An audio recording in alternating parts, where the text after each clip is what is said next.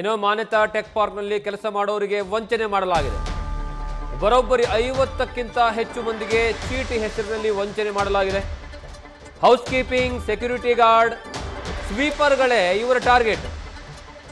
Super virus Subramani ಎಂಬಾತನಿಂದ ಜನರಿಗೆ ವಂಚನೆ ಮಾಡಲಾಗಿದೆ. 50 ಲಕ್ಷಕ್ಕೂ ಅಧಿಕ ಹಣವನ್ನು ವಂಚನೆ ಮಾಡಿ ಈಗ ಆ ಸುಬ್ರಹ್ಮಣಿ ಪರಾರಿಯಾಗಿದ್ದಾನೆ. ಸದ್ಯ ಗಂಡನ ಚಿಕಿತ್ಸೆಯ ಹಣ ಕಟ್ಟಿ ಪತಿಯನ್ನು ಉಳಿಸ್ಕೊಳ್ಬೇಕು ಅನ್ನುವಂತಹ ಕಾರಣಕ್ಕಾಗಿ ಮಹಿಳೆ ಪ್ರಯತ್ನವನ್ನು ಮಾಡಿದ್ಲು. ಆದರೆ ಈಗ ಹಣವನ್ನು ತೆಗೆದುಕೊಂಡಿರುವಂತಹ ವ್ಯಕ್ತಿ ಪರಾರಿಯಾಗಿದ್ದಾನೆ. ಈ ಬಗ್ಗೆ ಹೆಚ್ಚಿನ ಮಾಹಿತಿಯನ್ನು ನಮ್ಮ ಪ್ರತಿನಿಧಿ ಚಂದ್ರಶೇಖರ್ ಕೊಡ್ತಾನೆ. ಚಂದ್ರಶೇಖರ್, ಯಾವ ರೀತಿಯಾದಂತಹ ಮೋಸ ಇದು? ಎಷ್ಟು ಹಣವನ್ನು ವಂಚನೆ ಮಾಡಲಾಗಿದೆ? ಎಷ್ಟು ಜನರಿಂದ ಹಣವನ್ನು ವಂಚನೆ ಮಾಡಲಾಗಿದೆ?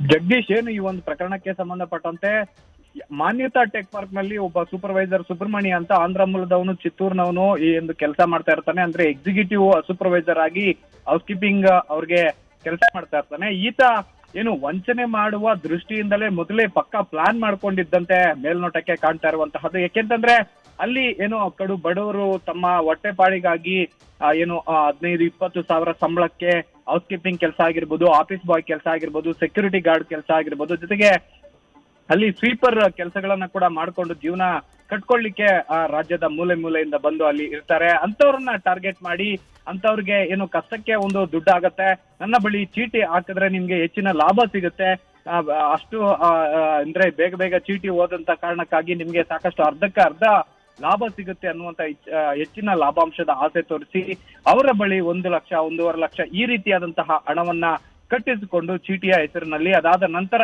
ಏನು ಒಬ್ರು ಮಹಿಳೆ ಏನೋ ಆಕೆ ತನ್ನ ಗಂಡನ ಚಿಕಿತ್ಸೆಗಾಗಿ 1.5 ಲಕ್ಷದ ಚೀಟಿ ಹಾಕಿರ್ತಾರೆ. ಆ ಗಂಡ ಏನೋ ಸಾಕಷ್ಟು ಕುಡಿತದ ಚಟಕ್ಕೆ ಬಿದ್ದು ಆತನಿಗೆ ಸಾಕಷ್ಟು ತೀವ್ರ ಅನಾರೋಗ್ಯ ಆಗಿರುತ್ತೆ.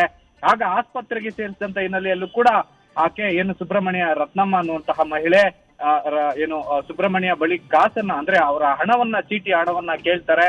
ಆ ಒಂದು ಹಣವನ್ನ ಕೇಳಿದಾಗ ಕೊಡ್ತೇನೆ ಅನ್ನುವಂತ ಮಾತುಗಳನ್ನ ಹೇಳಿ ಸುಮ್ನೆ ಅವ್ರಿಗೆ ಕಣ್ಣೊಚ್ಚುವಂತ ತಂತ್ರವನ್ನ ಮಾಡ್ಲಿಕ್ಕೆ ಮುಂದಾಗಿ ಒಂದು ವಾಟ್ಸ್ಆಪ್ ಅಲ್ಲಿ ಮೆಸೇಜ್ ಅನ್ನ ಟೈಪ್ ಮಾಡಿ ಆ ಮೆಸೇಜ್ ಮುಖಾಂತರ ನಿಮ್ಗೆ ಹಣ ಆಲ್ರೆಡಿ ತಲುಪಿದೆ ಅನ್ನುವಂತ ಒಂದು ಮೆಸೇಜ್ ಅನ್ನ ಹಾಕಿದ ನಂತರ ಫೋನ್ ಸ್ವಿಚ್ ಆಫ್ ಮಾಡ್ಕೊಂಡು ಎಸ್ಕೇಪ್ ಆಗಿರುವಂತ ಆ ಸ್ವಾಮಿ ಇದುವರೆಗೂ ಕೂಡ ಪತ್ತೆ ಆಗಿಲ್ಲ.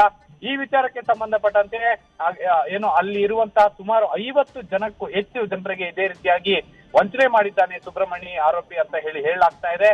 ಈತನ ವಿರುದ್ಧ ಯಲಹಂಕ ನ್ಯೂಟನ್ ಪೊಲೀಸ್ ಸ್ಟೇಷನ್ ಅಲ್ಲಿ ಒಂದು ಕಂಪ್ಲೇಂಟ್ ಅನ್ನ ಕೊಡ್ಲಿಕ್ಕೆ ಹೋದಂತ ಸಂತ್ರಸ್ತರು ಆದ್ರೆ FIR ಅನ್ನ ದಾಖಲು ಮಾಡ್ಕೊಳ್ಳದೆ NCR ಅನ್ನು ಮಾಡ್ಕೊಂಡು ಪೊಲೀಸರು ಕೂಡ ಎಲ್ಲೊಂದ್ ಕಡೆ ಈ ಬಡವರ ಒಂದು ದೂರನ್ನ ಅಸಡ್ಡೆ ರೂಪದಲ್ಲಿ ತೆಗೆದುಕೊಂಡಿದ್ದಾರೆ ಅಂತಂದ್ರೆ ತಪ್ಪಾಗಲ್ಲ. ಸದ್ಯಕ್ಕೆ NC ಮಾಡ್ಕೊಂಡು ಏನು ತನಿಖೆಯನ್ನ ಮುಂದುವರಿಸ್ತೀವಿ ಅಂತ ಹೇಳಿದ್ದಾರೆ. ಆದ್ರೆ ಈತ ಈವರೆಗೂ ಕೂಡ ಫೋನ್ ಸ್ವಿಚ್ ಆಫ್ ಮಾಡ್ಕೊಂಡು ಎಸ್ಕೇಪ್ ಆಗಿರುವಂತಹದ್ದು. ಹೌಸ್ ಕೀಪಿಂಗ್ ಸೂಪರ್ವೈಸರ್ ಕೆಲಸ ಮಾಡ್ಕೊಂಡಿದ್ದಂತ ಸುಬ್ರಹ್ಮಣಿ ಇದೇನಿದ್ದಾರೆ, ಈತ ಐಷಾರಾಮಿ ಕಾರನ್ನ ತೆಗೆದುಕೊಳ್ತಾನೆ, ಊರಲ್ಲಿ ಏನು ಆ ಒಂದು ಮನೆಯನ್ನು ಕೂಡ ಕಟ್ಟಿಸ್ತಾನೆ, ಎಲ್ಲವನ್ನ ಮಾಡ್ಕೊಂಡು ಐಷಾರಾಮಿ ಜೀವನವನ್ನ ನಡೆಸ್ತಾ ಇರ್ತಾನೆ. ಯಾವಾಗ ಎಲ್ಲರೂ ಕೂಡ ತಮ್ಮ ಚೀಟಿ ಹಣವನ್ನ ಕೇಳಲಿಕ್ಕೆ ಶುರು ಮಾಡ್ತಾರೆ ಆವಾಗ ಏನು ಆ ಕೆಲಸಕ್ಕೆ ರಿಸೈನ್ ಮಾಡಿ ರಾತ್ರೋರಾತ್ರಿ ಬಾಡಿಗೆ ಮನೆಯನ್ನ ಖಾಲಿ ಮಾಡಿಕೊಂಡು ಎಸ್ಕೇಪ್ ಆಗಿರುವಂತಹದ್ದು. ಸದ್ಯಕ್ಕೆ ಇಷ್ಟು ಜನ ಸಂತ್ರಸ್ತರು ಕೂಡ ದಿಕ್ಕು ತೋಚದಂತೆ ಈಗ ಪೊಲೀಸರ ಮೊರೆ ಹೋಗಿರುವಂತಹದ್ದು. ಜಗದೀಶ್, ಥ್ಯಾಂಕ್ ಯು ಚಂದ್ರಶೇಖರ್, ನಿಮ್ಮೆಲ್ಲ ಮಾಹಿತಿಗಾಗಿ.